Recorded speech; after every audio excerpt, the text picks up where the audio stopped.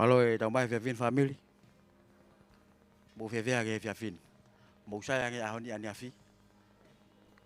Koia to atu. Tau wa vedai be ke iki. Ko nga ko lava ke tuku e tau ngahi ngau he ahon. Ka tau lava mai ki sayon. Ke hoka te tau hiva. Hoka mo tau whawhetai ki ho tau eiki. Ele be ko atu ai tai lelei. Mo tai loto mawhana ki he lau mai ko toa peu tau kau whataha e fiafin. Lawe at peu e whanki whafonga hena ku hafo o mai he fiafin. Fia whaka watu ai tai lelei. Pia mo e tai loto mawhana ka te ki mautolu i he fiafini. Whatawange hoko e tau kau whataha i he fiafini. Ko e whakolo aia.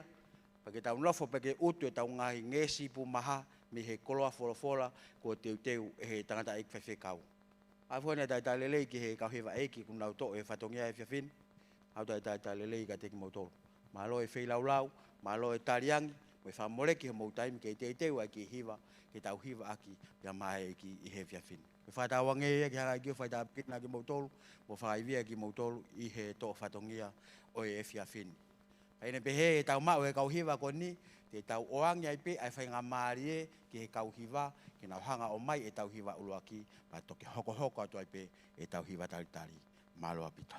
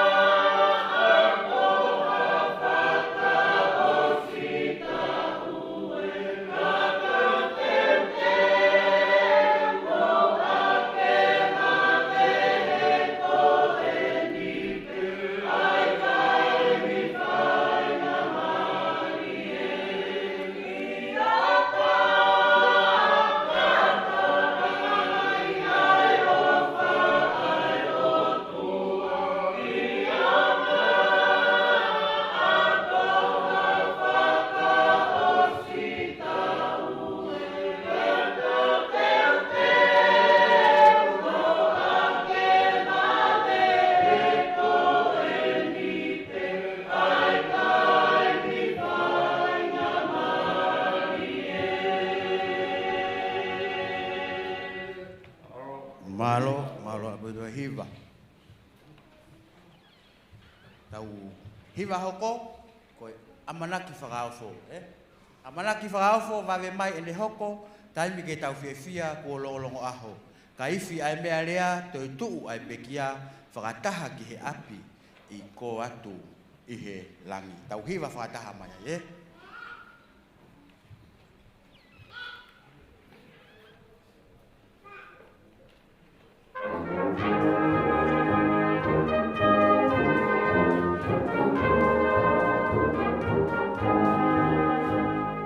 Ua hiva.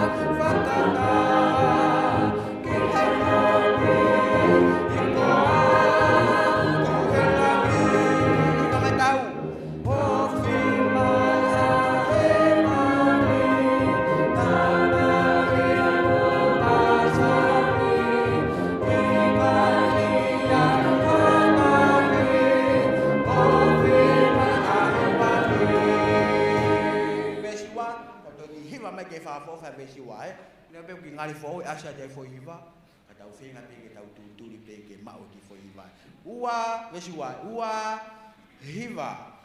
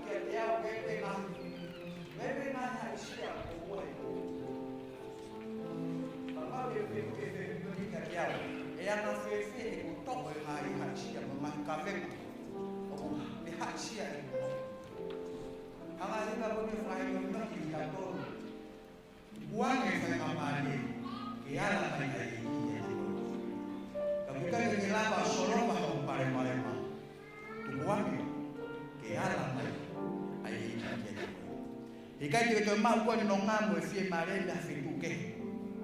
Koe whakakole kole hiva e whawhiri. Tuange, ki ala mai, a si homa, e kene hanga o whamu koe i he whawhiri. I tau hima whakatahi.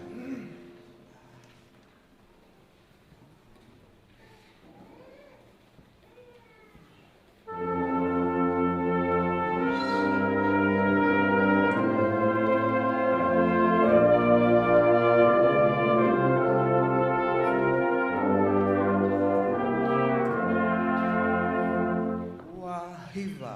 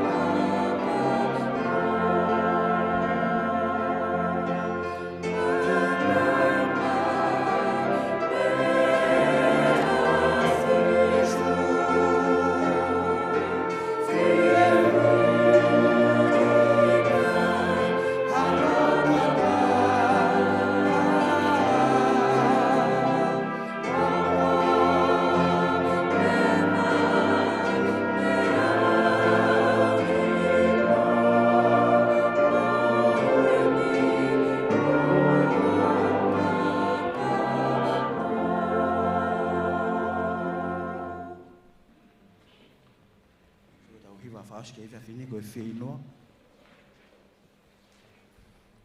ko fi no au si su ki ate ko mau tau ilo pe tau lave ai tu unga ku ia e tala no hi ba ko ni ai fe fini na hau ki he ve vai o se ko pe ko kumi ai vai e hau ki he vai o se ko pe ko uhi ko ne ma ko uhi ko ne whakama i heanga palakuna ne hanga whai na ne lama e taimi ke hauai ki he vai o se ko pe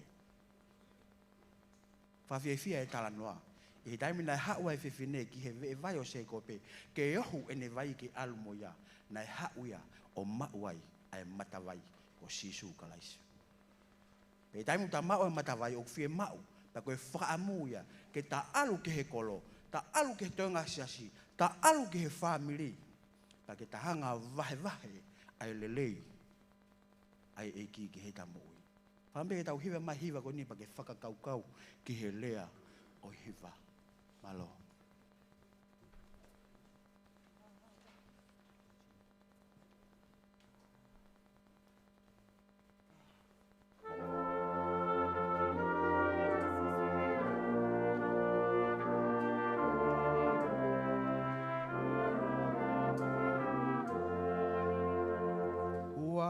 hiva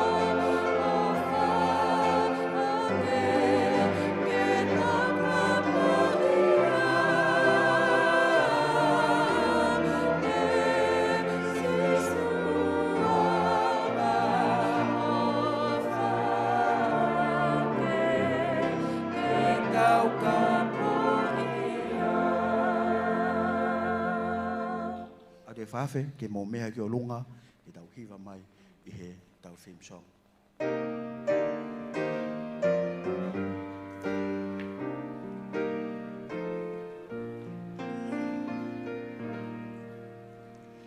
Kutai mi ai mea koto o kui ai hono uhinga pea e iai ai tai mi te ke tali ai ho e ki tai mi whiwhi e mai mamahi tai mi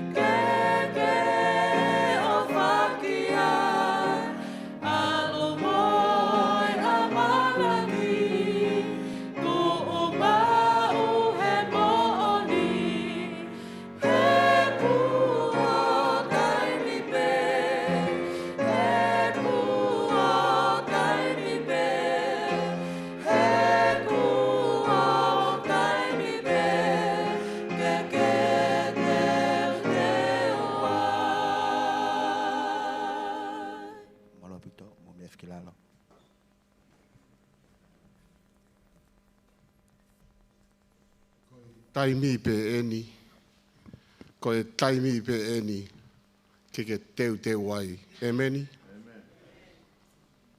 Ka pau te aha to e taimi, ka ko eni pe ai whainga maari e, ke ta teu te wai. Hau e eiki, o e tui o ngai tui o mao ki taua, ki he api nau nau ia. Malo e tau toi mao e whiawhini whamiri. Tapu ki he tolu tahai o tua, ko e pure, o e universi, o tau iai. Tapu ki ia o eiki, kau mai e whare a mata pure. Whatapu ki he takatai whaifkau, kau mai e ha whaifkau. Whatapu ki he taki ere tā, kau maulakanga ko tō ape o siasi. Tarangata ia te gita, whai ki tō maa. Kai whakakato hoku whatongia ko e taitari whia o tō mawhana. Whawhonga e atu e takatai ki whaifkau, Samson Lolo. Ai taritari whia o tō mawhana. Te mihi e lahi taha wa o ki he si taha e whiawhini. Ko hai e tai whia, ko hai e tai whia. Whawhonga e atu e taitari loto mawhana, honga ia, makehe, ki he kau a ahi ko tō ape o ke hanga whakamoreki ho taimi, ka ke kau whataha pa mo ki tau tolu he whiawhini. Io, o mawawa he wani. He kune teu mea lerei, pia wikai siwai e tau amana ki e kau a ahi he whiawhini. Taitai mawhana ki he kau hiwa eiki e whiawhini, kau hiwa he siti. Rangi e ki ke whai tāpe kina ki mo tolu.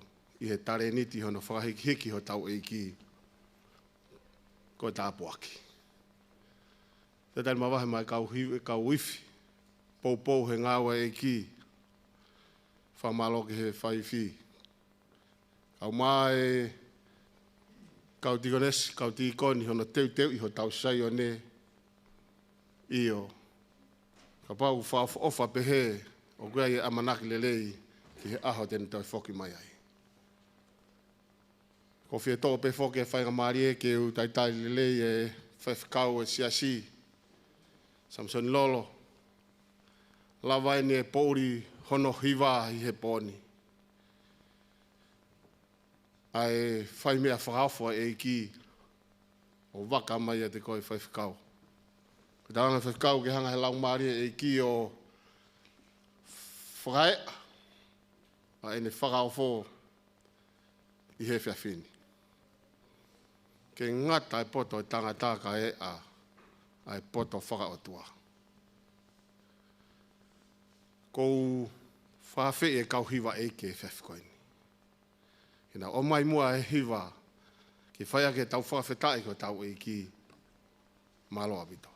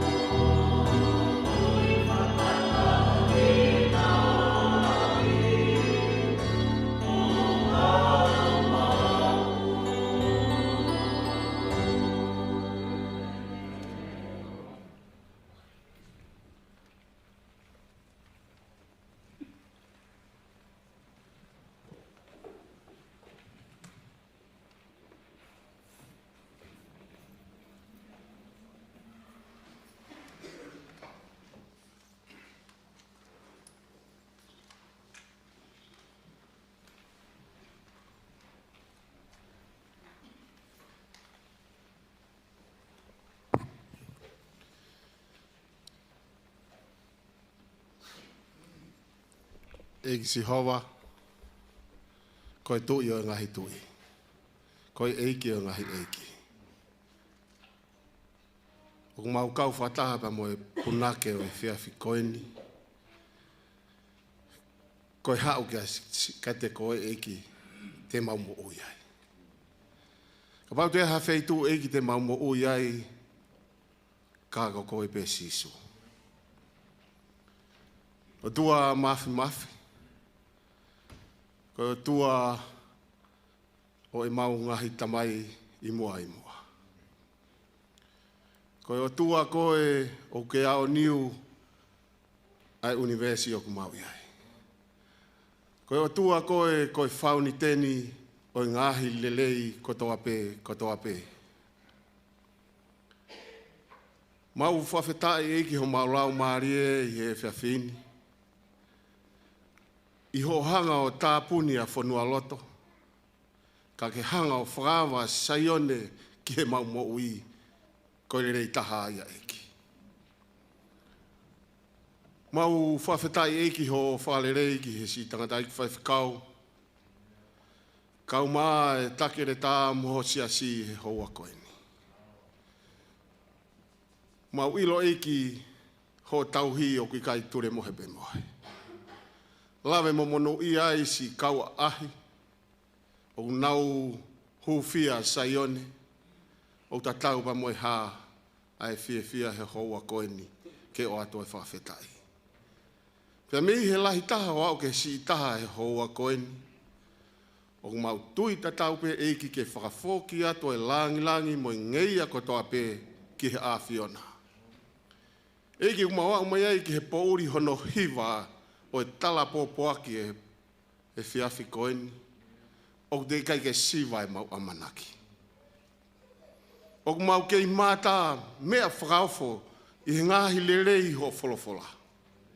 Eki ka kui kai koe whaiwhe kau ia ka koe awhiona pe. E tamai o mau hapai atu ho tamai o eki. Po moe amanaki kene tūpe me niwa kai kene hanga o wahe e maa mo ui. E tamai mau whawhea o lau maarie. Ke ngata hono poto, ka e a mai e whakaofo e awhiona. Tāpa ki na mua whawhoi tui. Si kau hiwa ku nau whei lau ke whakahiki o e awhiona. Kau maa e kau iwi, tu mua ho lau maari e ke mea ngāua ki nau tolo. O tua, mau hapai atu eike e whiawhini, tu mua eiki ke e atoko taha pe. Ka iai hangahi lelei, hangahi tāpuaki, tūpe mua ke whakawhoki atu ke awhiona. Tari mua eiki mau tolu he tuunga ku mau iai. Pea ke hanga whamore se mau tono nou kotoa pe. I he wafpe taha ko alo, ka ko mau whamo ui. Emeni.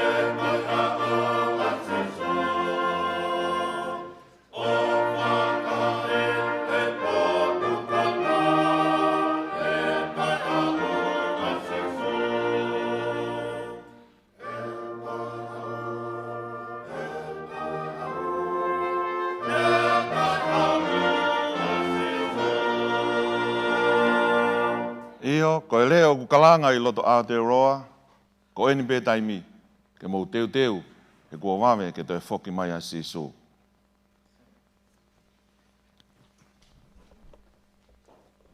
Ko le peke u hufangatu he tala whakatapu, ko osi hono awhaki. Ka u unga tuai, ka e tāpua pa moau ke whakato e whatongia malanga, o e whiawhi hono hiwa, o e polo kalama, it's now or never.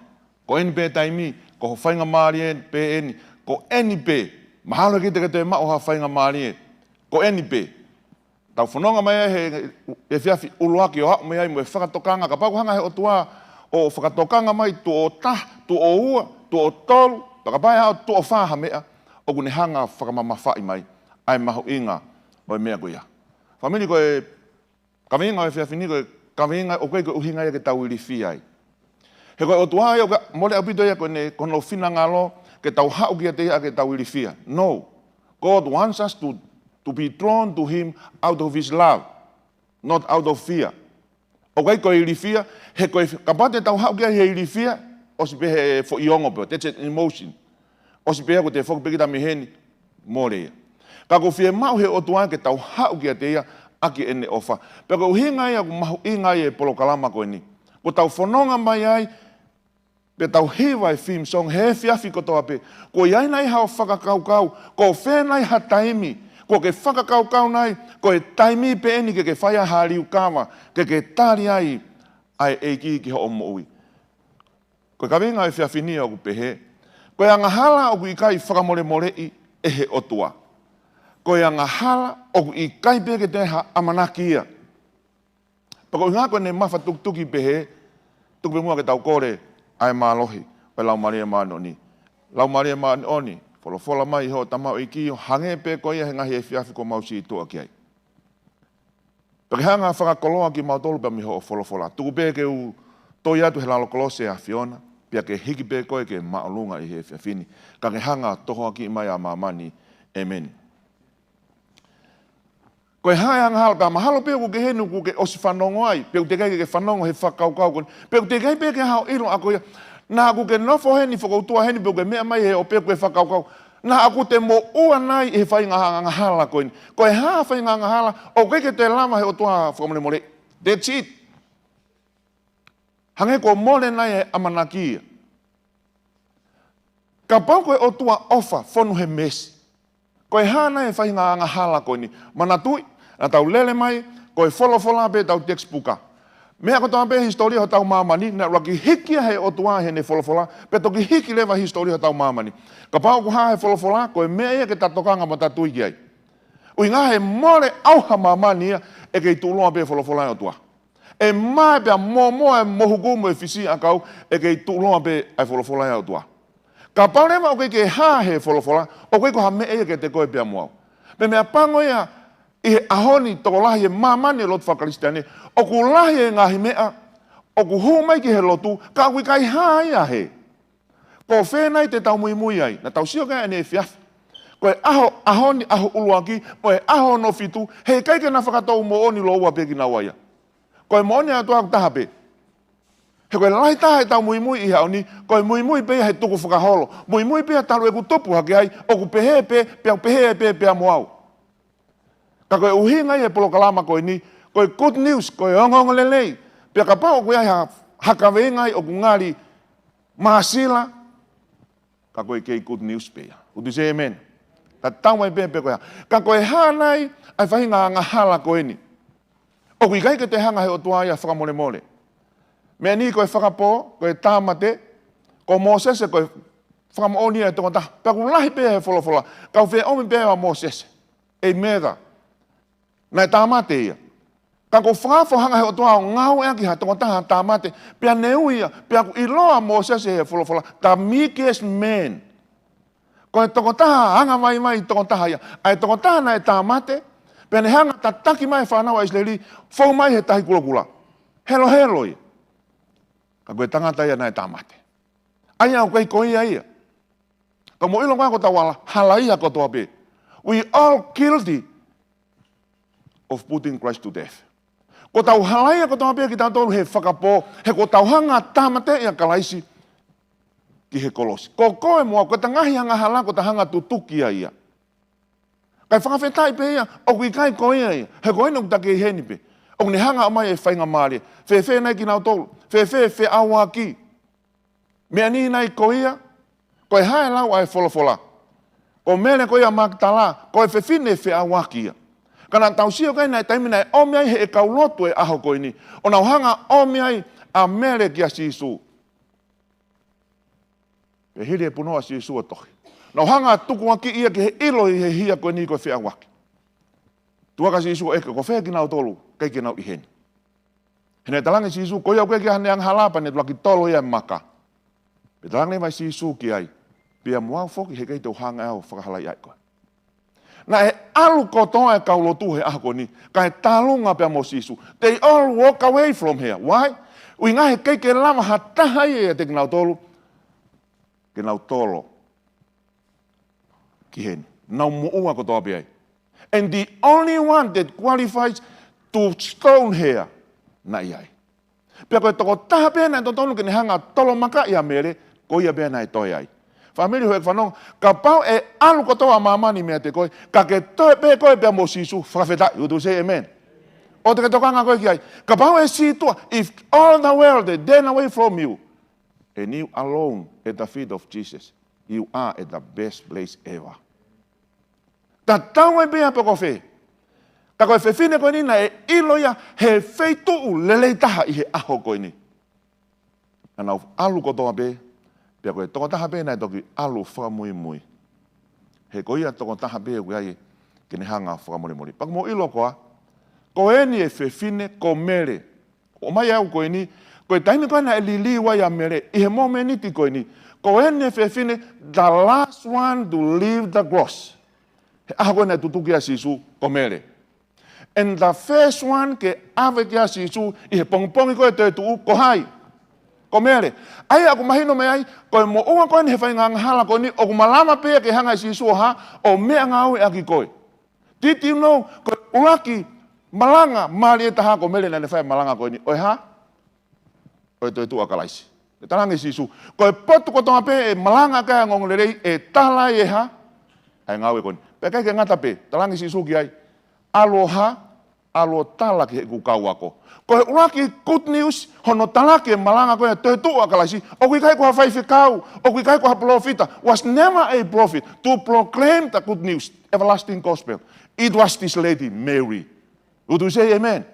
He ko mere na wheka isi isu ki ai, alo talaki he kukau ako ke nau ha? Ai ngongo lelei kone toi tuu. Nai kai ame ki ha palofit, nai kai ame ki ha whaifekau. Whawhetai nei oange ki he maulalo taha. Aia ui kai ko ia ia. Mahalo pia ku lahi pia loloto e tau wangahala. Pati e whakamaoni pia kia te au he whiaf koen. Ka aku toi lahi ange pia amo atu ai whakamo uia. Amen? Ko ia ka pau ke hene he whiafin whakata ataha koe ki ho whakakau. Kai mahalo pia. Pia ta tau e pia o hao ke te nau tolu kuia ku nau maue. Whai toko na tapu pa meha. Ka kune o mai koen, you must repent. Ko mea lea na e whaipe ne tafoki ne kei moui. Moses e, na e whaipe ne tafoki mo ne ririu he ne ha, kei moui. O kui haipe whainga maari e. Ka kui kai koe hanga hala ni a koe, o koe ki te lama whakamone mori. O ku malama pe he o tuake ni hanga whakamone mori. Pe koe haa pe, ka pau ke mo ua hen. Pe koe haa whainga mea koe ni, whanau, o koe malama he o tuake ni hanga mea ngau e a koe. Ka pau pe e ilo koe at the feet of Jesus. E lama nahi o tuake ni hanga whakamone mone iki nau tolu koe ni? Yes. Why? Because I'm one of them. Koe ni, ka pau koe o tuake ni hanga whakamone mone i, ai hanga hala. Ka pau te tau vete e tau ngahi hanga hala. I'm just laying the foundation. Ko hanga pia o mahi ni whakama e koe ke he pōpua koe ni, o e whiawhini. Pia ku lahi upo tohi ko hanga pole i ki tau tolu, e whiawhi katoa pe, tohi hifo e ngahi vesi wholofola katoa pe, he ku lahi. Ui ngā ku whakamaoni pe mea senesi ki a whakaha. He kei, we cannot build a doctrine based on one verse. He kei ke tau lama ki tantolo whau hatau toka te rine, iha fo i verse e taha, iha fo i rea taha. Ngā o tu rea, o tu whekau, si hen. He koe wholofola mea senesi ki a whakaha, koe o tu abeia. Ka pau te tau vete e tau ngahi angahala, o kumooni mua ngatonu ia ke ha, whakamone more e tau ngahi angahala, mo ha, whakamaa ki tau tolu me he taima ane oni koto pai. If but the promise is conditional. Ka pau te tau ha, ka pau te ke mete ho anghala. Ka pau lewa koe hangahala koe ke hanga ko vet, o skamata ke ki mama mai. I'm just laying the foundation here. Ko tau whai hangahala ko tau peki tau toluia. Yes, we all sinners. Ka o ka pau lewa hei ke tau willing, ke tau vete e tau anghala. Pea ko ha mea whakamone more. So whatever sin we commit, ka bau he tau hanga confess. Pe he tau mau e tala ofa koe ni. Ai o tua. Ka bau te tau vete e tau anghala. Sai. Lau ne poto le fatata wa walu vese taha tolu. E kai monu e ai o fi ufi ngahi anghala ka ko ia ku vete ia moha. Not only we confess, but we what? Forsake. O kai ngata pe tau vete ka tau te liaki foki. Ai koe confesses and forsakes. Talama to ka pau te tau vete tau anghala o mo oni mo anton kene hanga whakamole mori. Pea ka pau ke te vete au mori aki. What happened to Moses? Confess and forsake. What happened to Mary Magdalene? Confess and forsake. Tau anta pe ke he tonga tahapu. Ai o ke whakau pe koe ha pe he ko tau angahala ko tope. Ka pau koe ke uloto au ke vete. Pe te uloto ke uli aki. Ko hingai forsake means to turn away. Get rid. Osi. Ka ewa e tu pape, vete pe ahon, os pe hokol whamoi mole pe ha. Te takahaki pe koe heo. Te to'o mai. Pea koe nema koe tala awhaina maika. Maika mai fitu vesta havalu ke tahiwa. Ko hai hao tua au hange ko koe ke whakamole mole e hia. Pea ke laka ihe angahala, ihe toenga hono tofia. O kui kai tene mau ahono hau o tae ngata. He kune fia ihe ha. Delights in mercy. Koe o tua ai ala ofa, yes. O full of mercy. Ka aku just. He ke tene hanga whakatonu hia e ha. Ala ai halaya. Ka pau only, ka pau ke u loto, ke u vete, to confess and forsake. Pea koe ne o ku fia, i o fia ala ofa. Koe o tua aku mohu ala ofa ia. Pea hoko atu he vestaha iwa. E te whoki mai ia tene manama ofa ka te tau tolu, tene i kui tau ngahi hia. Pea te ke li e nau ngahi anga hala kotoa pe. All of our sins. Ka toa pe. Tene li ki fe, ki he loloto o e tahi. Wow. Loloto e tahi. Ni hangan. Koe tala o whae nia. Ka pau te tau vete, confess and forsake. Tene li e he moana loloto. Pene hanga lewa tohi ai pa moe saini ai. No fishing. O te katoe alua tau mata unai. Ki he loloto goia o e tahi. He beluwa he valvesta haua, he te alo ofa ki he nau tae maoni oni, pe koe nau ngahi anga hala. Moe nau ngahi hia e ha, e ikai te ukei manatui. How that can happen? He koe otua o kuha, tokai mananga, omniscient. He's omnipresent, fitu kotoa pe. Afio e mea kotoa pe. Ka pau lewa kone afio e mea kotoa pe. Ka e fe lewa e, talamai keke ne to e haia. Manatui. O ku hau whoke mea he ngahi ahoni mo weni iho te mensia kai te manatui. Kai te manatui e familia. Ka koe manatui hafo i kovi a hataha e fuoloa, o haia. Manatui leleia. Ka koe ne talamai heni, he kai te ne to e ha, o ku alo ofa ia ke nau anghala. Pe he ke nau anghala mo nau hia, e kai te uto e ha, te uto e manatui ea. God not only forgives, but also forgets. How that can be possible? Ke he otua o ne tokai mananga mea kotoa. Ka koe ne awhio hoi whakoe ki a te koe as if. Hange pe koe ne awhio hoi whakoe ki a mele. Hange pe koe ne eke ke tahanga taua o whai hanga hala. Koe whalekoloa koe Costco. Koe whitu mao kumi ai detergent koe ke he mea. Ke fo.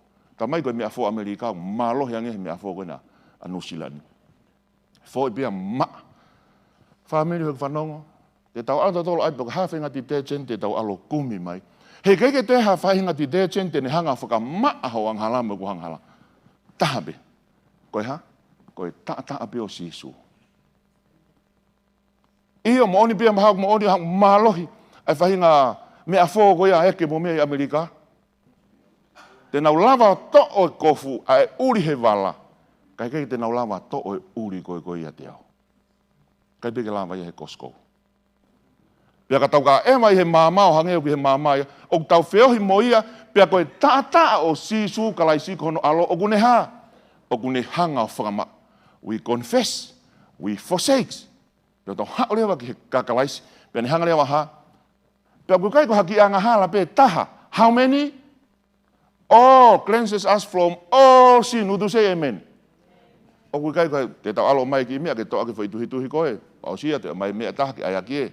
Ka koe nia, ai koe lau koe one fits all, one size. Pe koe hape whai ngā paraparema, ko no solo wā pe nā tahape. The most, neongo oku tātotongi, but the most expensive one. Ui ngā koe alo ia o tua.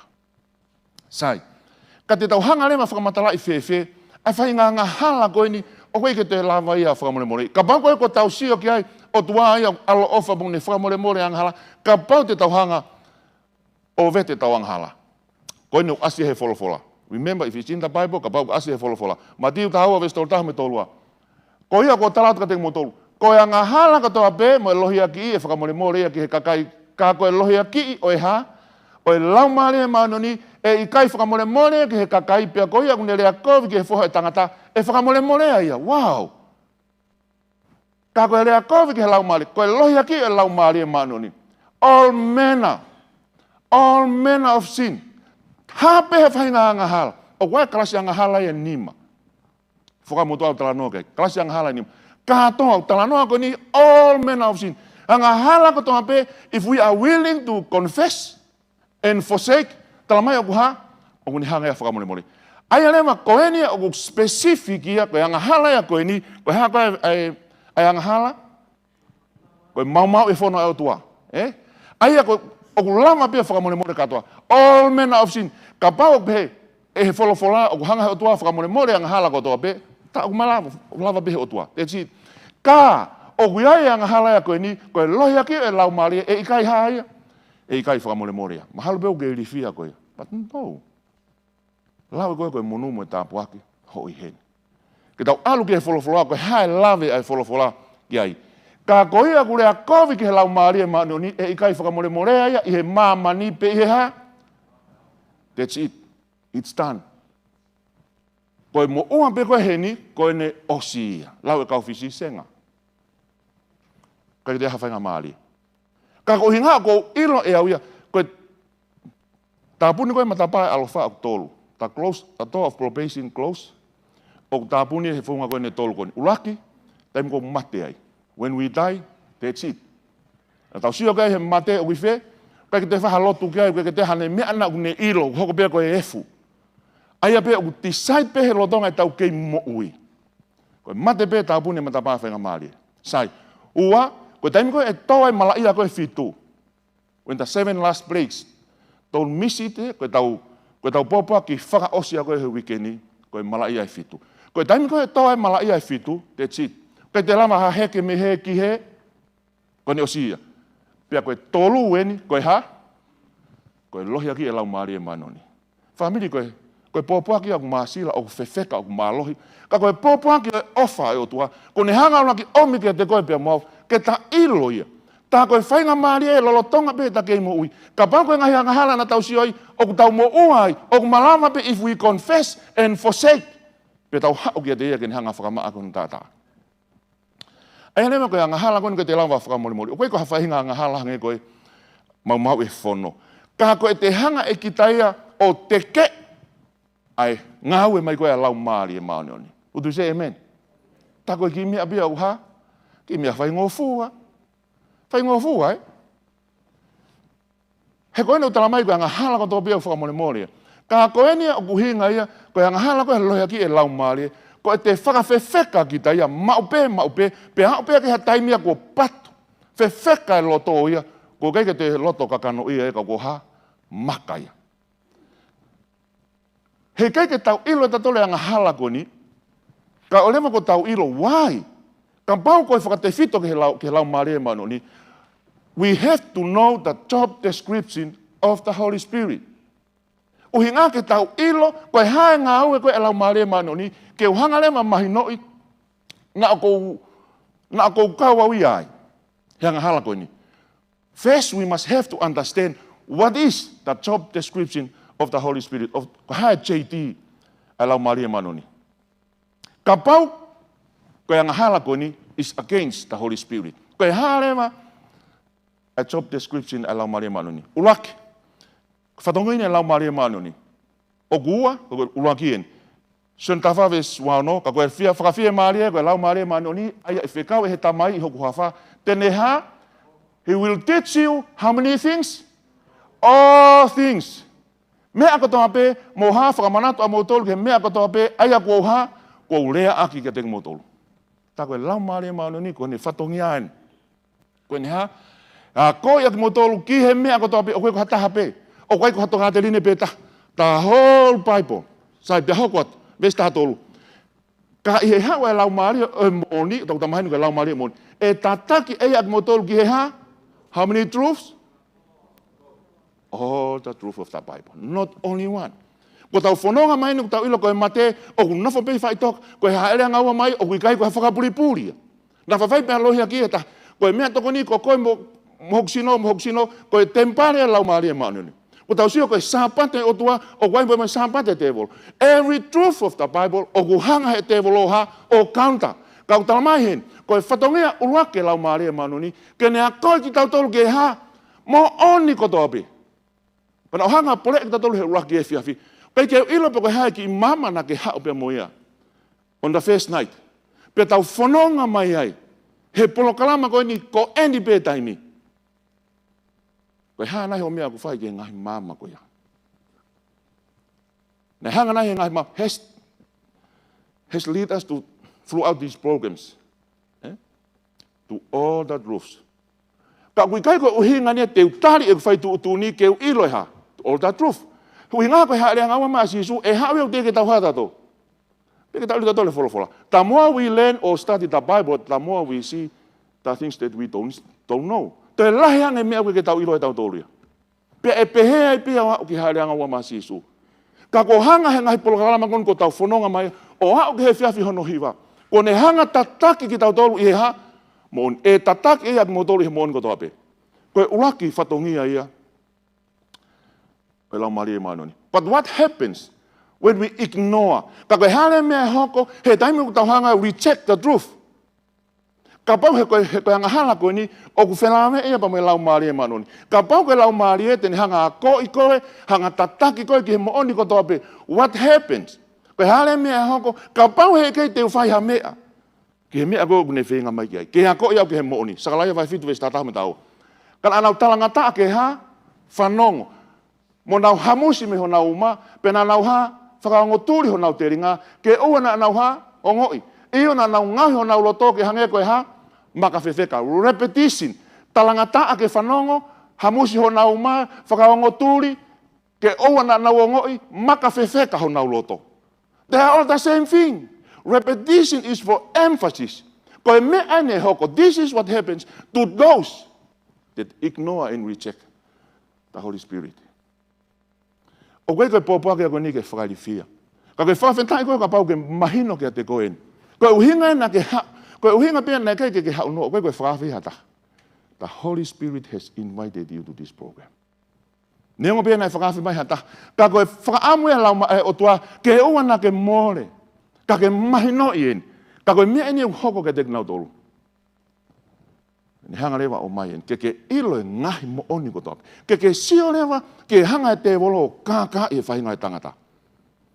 Te ria na nau ha, na nau o ngoi ai whono mo ngahi lea ko whai mai e siova ngahi kautau. Iho nau ha, iho no lau marie. Lea mai o toa whakafonga no lau marie. Iho kaupalofita nai mua. Ka i kaipe. Are we guilty of committing the sin that is unforgiven? Na ko heni pepe ko ha mau peki he lotu, ka ko takoe ko mo uau he whainga nga hala ko. Aena e mo uai ki nau tolu koe ki mua. Na nau ha, fusi ho nauma. Na nau ha, whakaongo tūri. Alu peki ha, whanongo peki ka ha, ka i kaipe. Koe uraki whatongia ia e lau maari e maano ni. Whatongangin, Hosea vai whawesi ono. O ku auha ko kakai koe ha, masiva ilo. Koe uhiku ke li aki ai ilo, teu ha, li aki foki koe, ke eua na ke taula eiki ke te au, koe mea iho o ha, whakangaloi ai whono aho o tua teu ha koe. The same thing, repetition. Toi liri mai pe, toi repeat mai pe. Whamiri ko whakamama wha ene lotonga e polo kalama, ke he alo ofa pe hea o tua. Ka pānu ko hatahata e ofa kone tala pe taha. That's it. Enough. Ka kune hanga pe o ha, tau repeat mai pe. Koe whehu i. Is knowledge not available? O kui kai ke mau e ilo? No. We have been journey in the Bible. Tau whanonga mai ni he tohi tapu pa mo ilo. But when we reject the knowledge of the truth, ka koe taimi koe ko tau hanga teke, koe ke tau taria e mooni koe ni, God holds us accountable. Koe hale maha mea tene toi whai. Ka kone hanga lewa mai ki te katatolu, koe mea ko ke tau accountable tatolu ke he whiri koe tau hanga whai. Not only the knowledge, but the opportunities. Kone si hanga o mai e whainga maari e ke toi koe pia moau, ke ta whanonga i o ilo, ai ne pōpua ki pa mo ne wholawhola. Ki he mea koe tau ilo, ka mo e whainga maari e kone si hanga o mai. Le whatatama hei wamalu vese e hiwa, koe au whakatafoki hono te ringa ke o na ne whanongo ki he ha, whono e hoko e ne lotu a ana koe ha, mea whakalieria. Na tau wako mai ai, mea whakalieria ne taha ke a Sihova. Koe mea whakalieria, koe mea o te lua pe koe ha, whihi a Sihova. Na tau siwa ai, koe nau tolu koe ui te volo whikum ke he mate ko ha ia. Whakalieria e ka hai, Sihova, ko nau tuha, ko nau nunua koe ha, mate. Na tau siwa he mea taha whakalieria ka Sihova koe ha, koe kai koe e ha, mea wawe koe ne ngalo e tau pōpua ki. Koe kai koe e mea kai tae maa o kuhaa mo ia. Whakariaria mo ia ka Sihova. Ko talamai tato Isaia ko nau tolu ko mea toko ni ai e ha. Auha. Talamai ki heni. Talamai ko nau tolu ko whakatawhaki ho nau te ringa. Ke ona nau whanongo ki he whono e hoko e ne loto ana koe ha ia. Mea whakariaria mo ia. Ko ke ilo pe e koe, whai ilo pe o kuhala ka ku ke loto pe ki he otua. Heki ni mga heke neha taha kono loto e ke hoko e ne lotu koe mea whakarieria. Said. Ta koe hea mea aku kai ki ei whai ai pe. Kai ke talangofua. Resisting the work of the Holy Spirit. Heka pau te tau talangofua ki ai. Uhinga koe māma kune hanga o mai. Heka pau te tau loto ai pe me whahinga attitude koe ni. Kai whakatafoki peho tau te ringa tau tolu ia. Me heo i mai alau maari e maanoni. Whatongi anu hono wa, the second job of the Holy Spirit. Pea ka hau ia uaki ko ne a koi, ta taki tau tolu he mooni ko toa be, ua le vani. Pea ka hau ia, tene waloki a mamani e ha, anga hala. Pea i he ha, maoni oni. Pea i he ha, whakamau. The second job of the Holy Spirit. Without the Holy Spirit, hei kai ke ha ia, conviction. Whakawhetai peo ke heni, ka pao o ku ke ongo o ke halaia, praise the Lord. Why? The Holy Spirit is working on you. O ku ke ngā wete, lau maari e ke te koe. Aia, o ku kai koe taki tau tolu ke he mooni ko toa pe, ka ke ne hanga we i whakalawea ki tau tolu. And if we ignore the conviction of the Holy Spirit, God holds us accountable for our choice. Would you say amen? Pea ka pao rewa i kai ha, what else God can do? He ko osi o mai no lau maari e kai ke ha? Kai beke o whai au ki ai. This should be our prayer. Ke ngā we mai. Pea koe tene hanga waloki a mamani e he anga hala. Pea mahalo peo ke mea mai ke he polokalama koe ni. O kui kai koe hinga ke waloki koe. Koe aho koe hoku waloki koe aho ia hoku whakamuui. He koe ni. Koe mea koe pere ngesi ai koe ni. Whatongia ho noa lau maari e manoni. Koe nia. Ka paone mai ke ai ha waloki. If there is no conviction, there will be no what? Repentance. Ko ia he koe ne hanga whakalawea i au, pia te ongo i halaia lewa pia au ha, whakatomala. Pia ka pau lewa, e kei keu whakatomala, there will be no what? Forgiveness. Kai kia whakamole mole. And if there is no forgiveness, then there will be no what? Salvation. Full stop. So, whose fault is this? Aia koe tono no koe ni, koe mau koe ni, koe mau ia hai. Is it on my part? Or is it he part ia otua? My part. Ta uha be otua ia, ofa be otua, ki ta tau e be otua. He koe ngā kapau koe whatongi ai e lau maari e mani oni. Kene hanga whakalawea iau. He koe kungoi koe lawea pe koe ha whakatomala leo. Then I seek forgiveness and forsake my sin.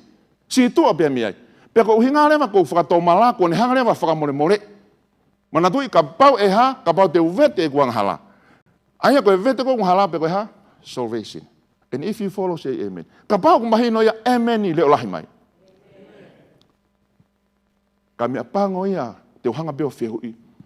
Na aku ikai. Na aku kei. He ka pau ikai rewa. Taku mahino lewa ka te au ko wofia tua ia. Pe o ko lolo tonga ihe. Anga hala koe te lama whakamone more. Samtahi o vista hatolo. Pea ke tauwhi o tamau I ki whoki meha. Anga hala au whai ihe ilo. Sio koe nā tolu ni aku lotu pe ia. Ke ona nau pure iau. Ko ia te wanga tonu ai pa te maa oni meha. Anga hala lahi. Koe hae anga hala lahi. Mana tui koe anga hala au tatau pe ia. Ka koe anga hala lahi eni koe ha. Koe lohi aki e lau maari e maa ni he koe ke te haa ia. Kai ke te whakamone more I. Ke ua naku mo ua hen. O kou ino pea ku kovi ka ku haa. Whai pe au ia ia. Koe whahinga attitude e nia o e kalistiane I ahon. Kai ke hanga ngau e mai lau maari e malu ni kai kai. Koe ilo be o ku kovi. Ko os whanongo be ai. Me ne folofola. Pea koe leo. Ta mare whatsa me ono nove stavalu. Ka pau te utokanga ki he kovi hoku loto. E I kai whanongo e ki ke ha. Me le venu hoko. Whai pe e ku lotu a ki a ia. Kai tuku pe ki anghala koe ko osi ilo koe ku ha. O ku kovi pia lotu pia ki he otua. Ka kutalmahen. Ka pau he kai te utokanga ki ai. He kai hae otua. Pea koe tali loto a tua aku tolu. Uraki o tali behe taimi koe ia. Ua tuku maha ki taimi. Tolu o kai ke ha. Kai ke tali. Pea koe nia. Ui ngā kou ilo bea kos. Ilo I bea kos. Mahino bea te au eki ho folofola. Ka kou hanga ke he pepea mea. Lotu bea au. Moi whahinga eti tiuti koe ni. Ilo ngā koe. Ofai o tua ki te koe bea mua. His love for us is to turn away. Ke tau whanongo. Ke tau ilo. Pe tau tafoke. Step e wha e tau hanga mau pe koe tau mau e whainga ngā koe ni. Uno aki, lo te sonai ka manima vesta haiwa. O na fui fu. Aia koe te tuat beke hea fi pe te aluki taha. Tamte, ngau me lau maari. Teke, tamte. Ua rewa koe whakamamahi I. E wheso vai wha vesto noa. O na aha, whakamamahi ke he lau maari e manu ni. Make sad. Whakamamahi tamasi tuku aha o ha. Whakamamahi. Uai. Aia kone hoko at pe koe ni ku alu ke he tolu ke ha. Teke. Koe taimi lewa koe ako kamata ke liliho ku loto o kuia o fo I maka. Ko kei ki te kakanoe. Pea koe mea lewa hoko to hika he pelova hang fulvesi o wahiwa. O na whakamamahi ke he lau maari alofa. Leave me alone. Don't waste your time. O te mone maho taimi o koe te tāmeka te amo te whakawhi iau. Don't. Koe ne au koe ki ai. Ko haha ku loto. Ko maka lewa haku loto. Pe ko whehe ne whaa koe ni o koe ai. Koe haa lewa whaunga aia ka pau koe ni. Koe haa nai mea o kui kei ke te lama ia whakamole mole. Aia ku tau siuta tolu ki ai. O kui ikai koe o tua aia o kui ikai ke ne whie whakamole mole I eni. Ka ko hai. It's me. What else God can do? Arifo alo pekia. Tāke si isu kena kau. Sai e ku alu he ka pahe ke teu alu he ke ha. Ke arifo e whakawhie mali. He ka hau ia ki heni e awhio ia te kumau tolu. Pea koe ni hanga waloki a mamani. Ka pau ko osi hifo langi. Ke whakamui koe pea moau. Moi ikai be, what else God can do? O mai whakatata koe ni tāno ko Saula. Manui ko Saula, na e whiri he o tua pa ne hoko e koe tu I o Israel. Kana ne hanga ia na ne whasi tua ia ai wholofola o tua whakafonga koe ni a Samuela. Na ne whakaukau sayang ia pia sayang ki nau tolu ia. Pena tuutuni eki alo whakauha Amaleki. Na tuutuni ko ni koe tuutuni whakamama. Whakauha katoa Amaleki. Tamai, kakai lalahi, kakai iki, nau tolu kei whakahuhu, moe monu manu ko toa pe. Whakauha. Alwa Saula ia, riaki ia whikawa o tua. Alu ia whakahafu mai e ngahi monu manu si sino. Whakahafu ia pa moe tu, e kaki. Ko ni hau ko nina e talanga e Samuela ke tia. Wakai o kulelei hake e ha, ai talango fua. To obey is better than sacrifice. Sai. Koe whee mea, tau hanga no ve teki befo I vesi koe. To obey is better than sacrifice. Koe o mai koe monu manu, koe o mai ake ha. Whai ake whee lau lau. Why? Koe uhinga koe ha. Koe disobey, koe disobedient. Pea ka pau lewa na e obey a Saula, he keke te whee mao e haia. Ai whee lau lau. Ai au pehe Saula ia, sai pe ia, te uha pe au. Hanga hala pe au, kau toki al pe au mai ha. Do you see? Koe ilo pau pe ia. tuku pe ke fai whelau, tuku pe ke wanga hala pe au. Talanga taa pe au ia, kai toki whelau lau pe.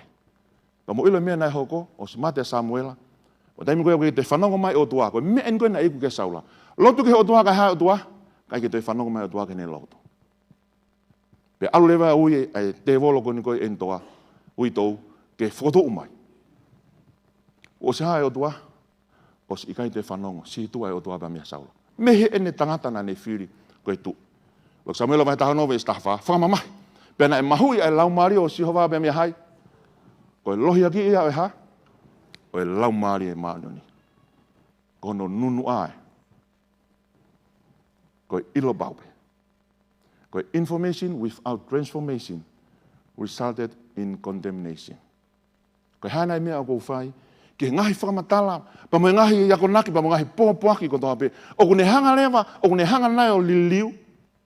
Ai lewa ko te hanga whakawhewheka hoto loto. Whakatonga engen, ko e awhi tatau pe, o kune hanga whakawaia whi te lango, ko e awhi tatau pe, o kune hanga te ha, o whakawhewheka i koe umea. So, ai lewa, the problem is not the fire, is not the Holy Spirit, is the what? Is the substance. Ta koe palapale maia, ko au ia mohoku loto. O kui kai koe lau maari e. Ai a koe lewa ki ai koe lea tonga koe mahi mangu, kua ongo ngata, kua patu. So the problem is not with the fire, it's not with God. Koe palapale maia, it's with me. Ka pau lewa ke lama, e mea u tau ilo, ke ne hanga li liu ki tau tolu. One day, if knowledge doesn't change my life, it will one day testify against you and I. Sai, whunga tolu, whaosien, whunga tolu o tau mauai, tau komiti ai ai anga hala koe ni. Uraki, i kai ke nau tokanga nau tolu ki ai. Toko lahi ia koe nau ha, koe haena, koe lot, mo ua he kuha, ngā ue. Mahu inga, o kui kai pe te tong kea, koe lea koe ki heni. O kui kai pe ke nau te tokanga ki nau tolu ia ki ha, ki ha mea koe lotu. Koe toi lotu haena. Koe taimin koe ke tau hanga i koe o ignore pe te tau whakaungo tūri koe ke he otua. E ne whenga mai. Mahalo pena ke whengo i kina koe ha mea umahu ingan. Kai mahalo pena ha tahana e whenga ka te koe. Mahalo pe. Ka pe, mo ua, hei kai pe oku koe lotu ia, te tau mate kotoa pe. Mo lotu mo mau tolu, tau mate kotoa pe. Mana tuina tau siu he tahe ngai whiawhi, ai ofo koe e whatsame, he sayanga ki nau tolu mo tu maare mo ulelei tua. Pena tari le mana whikau ke huki whe, alu ke whale whiki taki. Pene toki wakai ai, pe toki whea maari e whatsame, tako ho nau tu nunu a koe ha, auha. So be it. Ka maho tu maari a tu aia sai beia. Koe talanoa koe taite niki, koe talanoa whakalolo mai a ki heni. Koe talanoa ni, ame pe whakatokanga ia. Ame whakatokanga pa koe tarien, ko hai koe ke hanga talamai, ke change our direction. O koe ke ilo koe taite niki, koe wakalahi tahape ki mautoli mamani. Kane ate whakatonga. Pene hanga tāpuni, change your direction. Ice back ahead. Kana ikai. Family pia koe uia e whiawhini. God is calling you and I am coming soon. Change your direction. Li liu ho tau mua. O wea e ice, konga ice mua. Ke mateu teu prepare for eternity. Koe pōpaki a koe e whiawhini. Ai lewa ka pale ki hane liliu ke te ki tauto. Ko hanga he lau maare, o ne hanga whakalawea i koe. Peku o lawea tuki a te koe. Koe mea lewa ku hoko, e iai e liliu ia he tato o ngā mui. E kehe ane awhi, e ose e polo kalama e kehe. He keke tato e whoki tau ia, ke he mui tatau. Would you say amen? Peku mea lewa na hoko na more mui a toko lahi. Why? They ignore the warning. Yes, they were given a warning. Change your direction. Kai ko hingai na ke ave ha whakatokanga, nai ave whakatokanga. Le whatawa he walwe stolo no, ka koe aku whaianga hala ki a te au, o kune whai kovi pea ke hai, ki hono lau maari o na, o ku ofa ki he mate, ak nau tolu kotoa pea ku ha, whehia ki a te au. Again, repetition. Mea tatau pea, te whirihi pea koe he, koe aku whaianga hala ki a te au, une whehia ki hono lau maari e. O ku ofa ia ki he mate, ai a kotoa pea ku ha, whehia koe ki a te au. He koe anga hala koe mau i hain. Iyo, hokatuia ka Hosea, e Israeli ko ke auha koe, e koe, whakaauha pe e hai, e koe, ka auki ia te au ho ha, hau ki ha taimi, withdraw o tua, koe ha, he wikai be ke whanonga o kia. Hosea vai whawe stafitu, e whalemi, ko pikitai i whalemi ke ne ngahi ha, tamapua, ngahi anga hala, tuku ai be ia. E au ke he taimi koe ha, ko withdraw he o tua ne tokoni. Wai, he ko patu, a hoku loto. And all of those, one day, will be no more. E ko pehe wholofola mele wa tua, your destiny is set. Not me, kan koe whiri be a au. Le whanatawa he urak vesu wawhake wa walu. Ko uhi kua ui, wai? Kua ui, pena kei te mauha? Kai ke mautari, ko mawhawa toku nima. Repetition, how many times? Mawhawa toku nima, kai ke ha? Kai ke toka ngata, ko ke osta ala tuka hataha kai ke sio mai. Ko ke sio peko sio mai. Ko hene utamahe o tua. Kua ui, kai ke mautari. Ko toe taalo, kai ke mauha, kai ke mautaka mai. Pea ko mauri aki e kuakonaki, pena kai te mauloto ki he kuvaloki. Wow. Ko ia te ukata foki au, i ho mauha? Set. Osi ange te alu ki he lotu, mo te alo mau hapolo kalama peheni, pea ha? Pea koe tu unga te wau ki ai. I don't want to be like that. Ai ke whe mau iau, ke upe. Le whatatawa ruak vesu atol ke tolnoa. Ia o ka hoka moho hoko maho mu mana maheo hange koe whakauha. Moho mu mala ia o hange koe ahio hio. Pea te nau toki ui ki a te au, ka ai ha? They will call me, I will not answer. Tai mea ko withdraw e otua. Ai ne toko ni. Why? Henai, o mai be ilo, I reject the knowledge. Mai be ba mai mo oni, I press the button. No. Nai kai te nau mau ako naki, pena nau manuki e ku waloki koto ape. Ko hono ua, koe tautoloi ki he taimi ki toki tari mo mui ki he moni. Oh, not now. Ko ki mo ua ki whai e ku wako, o ku ki business, pe o kai mo ku haa, kai palani ki aho ki api, whai mo ki maari, tautoloi, procrastination. Ke o te utari e mo oni, ko inga koe, ko ki whe mo e kina. Koe tautoloi.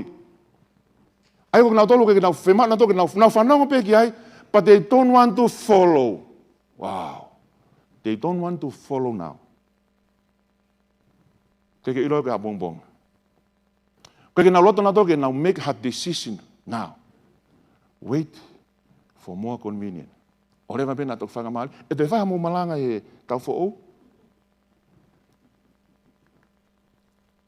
Ngau e wahi whawhe se wanima.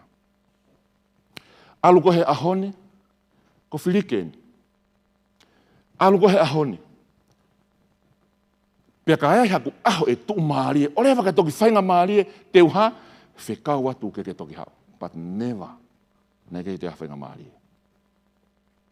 Tonight may be an opportunity. Ko ke whanongo ki heui koini. He kei te tau hao pe ki he otua he tau taimi pe a tau tō. We can't come to God whenever we want. We can only come when He calls. Tamai te tato he toha Isaia nima vesi ono.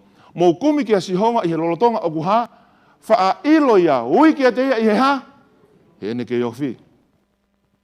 Ui ki te ia, he ene ke ofi. Ha u ki a te ia. And if He's calling you right now, e ai be aho e tuku ai. Wae punake une pehe. O kune ke ui, tokanga nane ha, tokanga nane tuku. You can only come when He calls you. Amos me valves ta me tau. Makai hoko ngai aho be siova ko tua. Ai te fikau ai honge. There will be a time ko honge ko ni ka ko honge he folofola o tua. Pe lolotonga e tau mahu he folofola o tua. O na hanga tu no. Te fikau ai honge ke fono. Kai ko honge ma pe ko inu vai ko whanongo ki he ha folofola asiova. There will be a time. He ke te whanongo ko he popo ko ni. Pe te nau au he me tahi ke he tahi me he toke lau ke hahake te nau lele whano pe ke kumi ai folofola a Jehova kai ha. Lolotonga au ke wha ilo ia kumi ke te ia. Because there will be a time, there will be a day, he kei te aonga. He kei te aonga ia. Wawe ke ne hao. O na ke te hanga tolo ia ke hawhainga taimi. E belu vai tōris tahani mako. Ahoni o ka pau te mo whanongo ki hono reo. O wana ha, o wana whakawhewheka hao reo. Today. O ke whanongo ki ai ki hono reo. Ngau e mai lau maare. O na u whakawhewheka hao reo. Hoku mafu. Hoku loto. o mo na hoko ia ko haloto maka. Sami tātou hahiwa vese ono ko o mai ngahi vesi ke la ke hanga whakamoni ne whakatoa pia i kai tuai e ku whai ki o ha. This is what we should do now. Peha whakatoa to'o. O kui kai koe ha toto ohi. Whakatoa to'o. Koe lahi angai koe tahanga toloi. The more we delay, the more our heart will become hardened. Pea koe wha osi, koe whie maari e pehe tunga whakalotu ki ai. Pea koe tu unga ane o ku mo ua e karistiane toko lahi. Koe sisu whena. Koe toi hae wholofola ia, moe toi tapu oku ha, oku te a koi mai. Sisu pena, sisu pena. Koe wholofola, koe māmai. Whie maari e pehe tunga whakalotu koe ai. Tohun kea, tau toloi. Kei o loto ke liliu. Good enough for my father, good enough for me. Ko heni pe siasi de talo e mau tupu hake ai, tuku whakalo. Ko hea mea o ke aloi ki hena. Na e hatau kui na i ai. Ka pau koe uhi ngā ia, ka koe uhi ngā I will follow the truth. Tahape. He kono uhi ngā na i kai, they did not have the opportunity. Do you hear me? Na kai ke nau maa na tore whainga maari e koen. And the knowledge that we have today. Would you say amen? Pea ku hanga o tua hold us accountable ke he ilog tau mau he ahoni and the opportunity that we are given today. He na kai ke nau maa e nau tore hea, he kuonga koe. He ku hanga o tua whai ne whai tutuni mo ne whakamau o whakatatau ke ha, ki he mama koe na ke mau. Iskeri vai tolu ves tolu me ki tolua. Ko ni foka ko foha. Te albeke kongo ki lalo ke va. Pe nau nofo ye ao o hange nau tolu au ke lotu. Ko ku kakai pe nau fano ki ho ngahirea. Ka ku kai te nau ha. Ko kakai ni ko ke lotu. Nau fano pe nau tolu ye ke ngai folo kai o tua. Palu fita ko iskeri. Ka ku kai te nau ha i kai te nau fie fai na to ki ai. Fano pe kai fie ha mui pe talango fua ki ai. He ku nau whakaha aki ho nau ngutu ai ofalahi a o tua, ka aku mui ho nau loto ki he nau ha, ngahi hori pia nau tolu, manu pia tolu, their own gain. Pia wakai oku ke tatau, ke teki nau tolu moi fas maarie. A taha oku reo maarie, mo whaataha ke maarie, ai mea tatangi he ku nau whanongo ki ho ngahi rea, ka oku ha, i kai, they hear your words, but they do not do them. Kai ke ilo pe te hanga fefe. Many people say, sai peni, mahalo pe whakafe, tuku pe ke umate pe heni. It's one thing to hear, and it's another thing to take root in the word of God. One thing to hear, and one thing to make a decision. Koe whiri o au pe. Whakatatau eni ka te nau tolu koe ni. Ngau e vai fitu vesi ni mantahu ni matolu. Ai kau kia ha, ke kewa pe ta kamo e loto mo te ringa o mo te kei mawai pe ai ha a lau mare mani oni o hange ho mo ngai ha hange pe koini ne ke na o sia mama koni mo fainga mare pe heni o popo ki he time koi aki mo tolu na mau ai fono he a ka angelo kai ha porque ako na ken koini o mo tatau pe mo ngai tamai na mo fanongo pe kai ki mo ha ai ki mo fai ai. Ko bena hanga o tua whamau i tau tolu ki ai? No. He na kei ke nau mao i na tole whainga maari e tatau, mo e ilo tatau aina ku ta mao koe ahoni. Koe kau tangata tohi e ni ki nau tolu. Ana wofu koe kau lotu e ni he aho koe ni. For myself, I don't want to make the same mistakes. O kei ke lotu au ke o te fou, i he whiha lak tatau.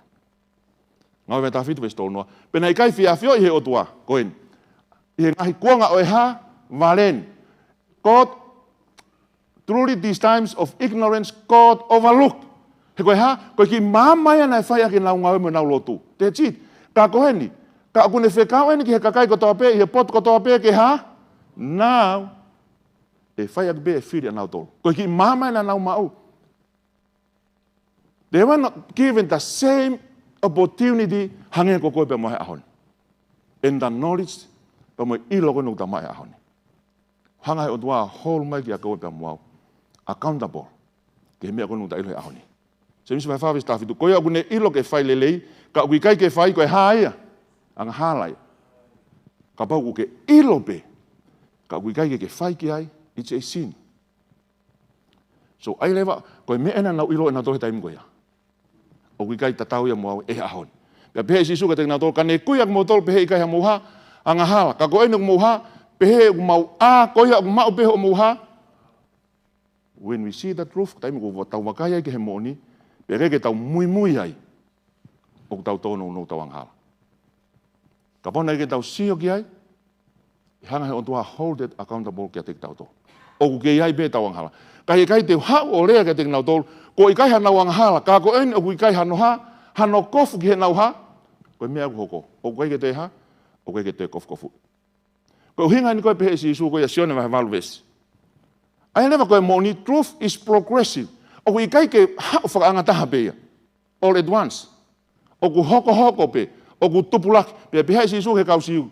Nai tui ke tea. Ka pau te mo no fo mau he kurea, pe ko e ku kau ha, konga mo ni ak mo tol. Pe te mo ilo ai mo ni, pe e whakatau ataina ak mo tol e ha. Truth is progressive. Te ke ai, te ke tupu ai. Sai, tau hanga whakamanatu ene he whiawhin. Ai koe ke tau hanga, koe wangahala koe ke te lau whamone mole i, koe ke whai ha whiri ke mui ki he ha, ke wholofolo koe o tua. Ai koe piki mau bea ui ai.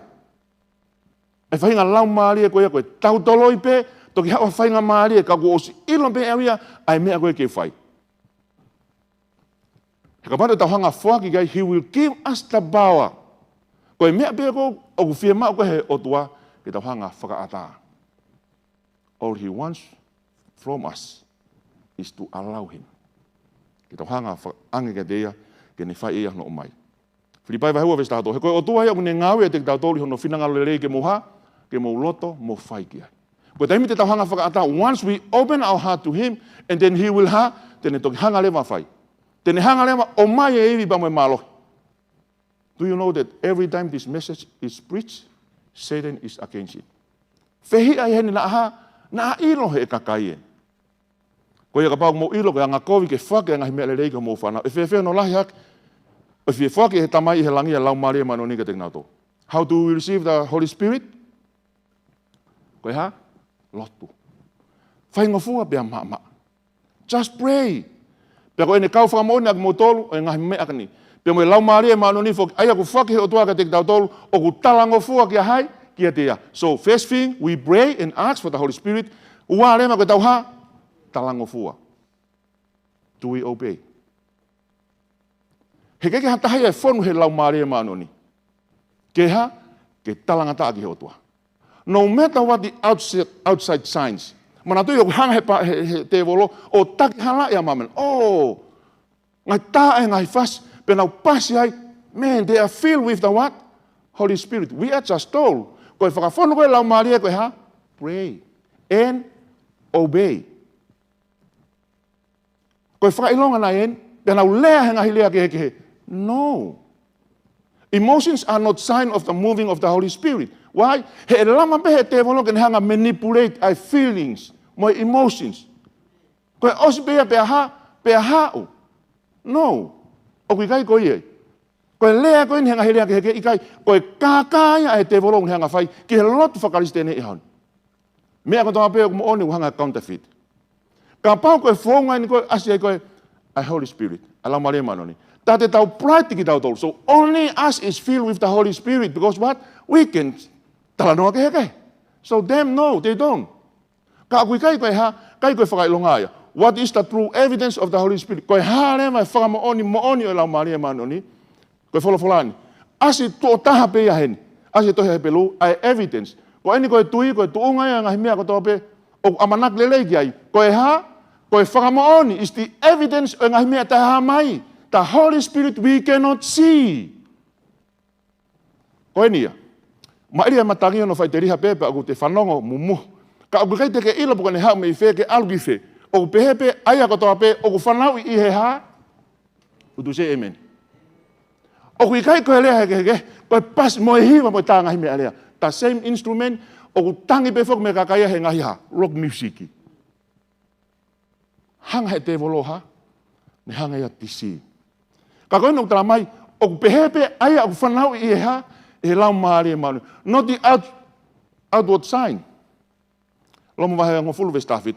Now faith comes by hearing. O ku hau e tui me he ha, whanongo. Mo e whanongo me he ha, wholofola e o tua. Ai lewa koe hale mai tui mo oni, o ku whakawhalala tui mo oni he ha. This is what it makes sense. By hearing the word of God. Would you say amen? Not by seeing people. This is what my Bible says. Sanctify them. Whakatapuia ki nga tolo i o ha. Mo oni ko ho wholofola ha. Kini hanga whakamamahi. Whakamaha oni. So, koe taimi koe o tau hanga mahino i ai koe, ai mo one e wholofola, o ne hanga lewa o mai ho tau whakakau. Ne tala mai lewa, we are filled with the Holy Spirit. Kau kai ki whema uia ke taki hala i ki tau tolu, e he mamani. Kau totole mau whakawhetai mau peki o toa ko hiko motole, kai ngā o whena e, ko uhi ko whiri ak motole o toa talu me he kamata anga ki he whakamo ui, ki he whakama oni i e ha, e he lau maari e mo e tui ki he ha. Do you see the difference? Mo e tui ki he mooni.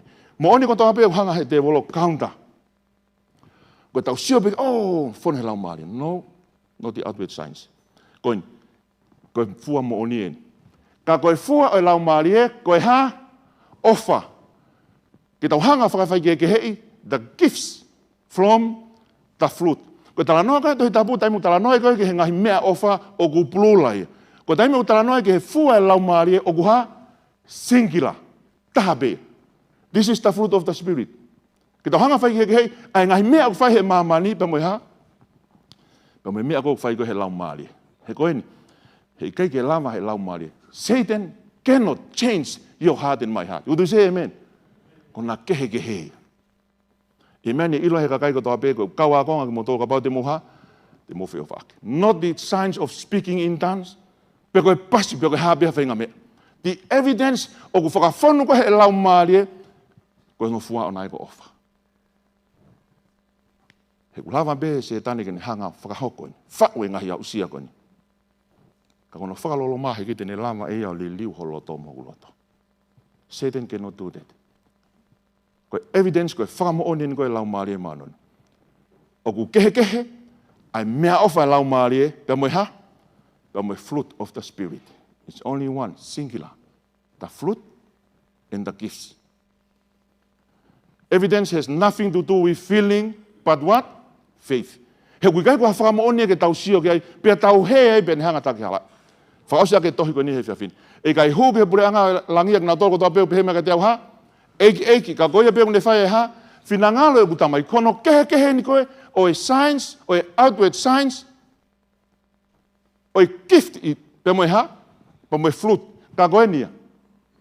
Hei hawa ki nao tolu, ikai na mau kapus te volo, ikai na mau whai mana, me e whai he mamani he ahoni. Pea talangle mai sisu ke ha? Alua motori e te au, ai kau ha? Lawlessness. Ai kau mau lao. Koko nao tolu pia nao whai e ha? Ai whinangalo o tamai he langi. What is the will of my Father in heaven? Keu ilo e whinangalo koe o ene tamai, ko whi mau ke talango fua mau ke ai. Sa amen. E hoko tua ko whi ke whai ho ha? Whinangalo again, repetition. O ko whi ke whai whinangalo, iyo o kui hoku loto ho o. Utu se amen. Ko e whinangalo ene o tua ko e mo ui. That's the fruit. For we walk by faith, not by sight. Whatever i ha, i he tui. Whakaos. Ko e otua o kune apil kia te koe pia moau, o not in our feelings, but i he tau ha, reason. Ko hinga o whakawhi mai ai, mo ha o ke tau ha, come and let us what? Reason together. Ko e tau reason o whai aki ai.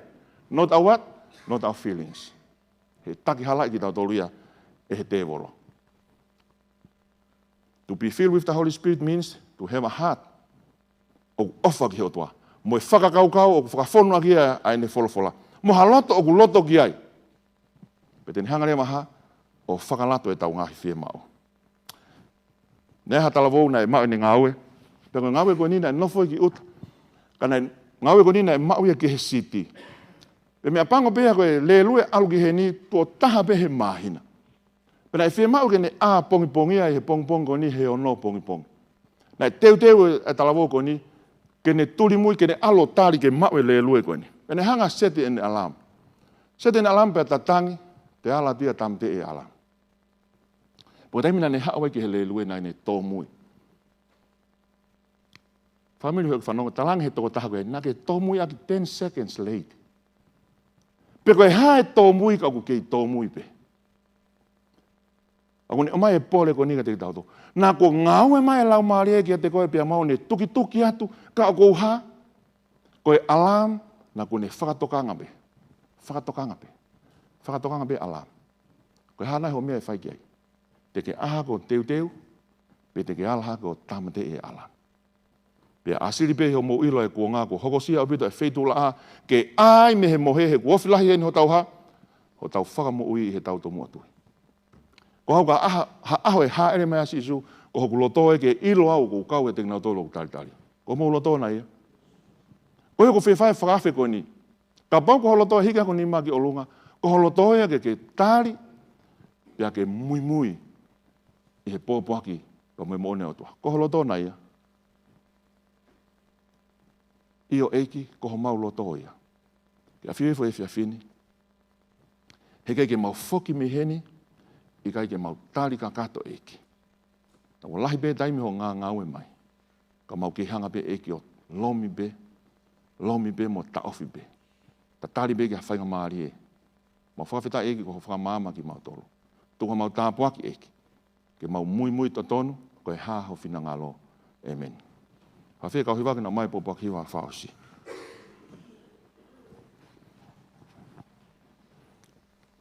Tonga mea mai kau hiwa. Tonga kua bongbong ki whantau malanga. Tau whoki mai i he tūsi te. Koe tau kawinga whangalu fuaina. E hoku kakai ke hau pia miai.